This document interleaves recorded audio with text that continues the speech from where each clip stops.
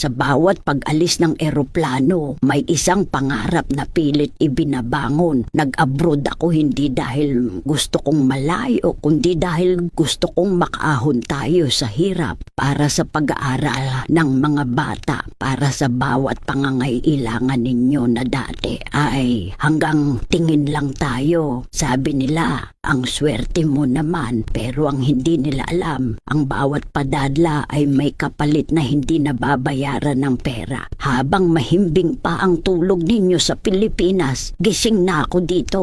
Magluluto, maglilinis at maghahanda para sa mahabang oras ng pagtatrabaho. Tinitiis ko ang bawat sigaw at mura ng amo. Nilulunok ang pagod at pait ng loob. Bakit? Dahil mas mahalaga sa akin ang laman ng sikmura ninyo kaysa sa dignidad kong nasasaktan dito. Ang pinakamahirap ay kapag ang katawan ay bumigay na. Kapag may sakit ako, walang mag-aalaga sa akin. Ako ang doktor ng sarili ko. Ako ang magluluto ng sarili kong lugaw habang nanginginig sa lagnat.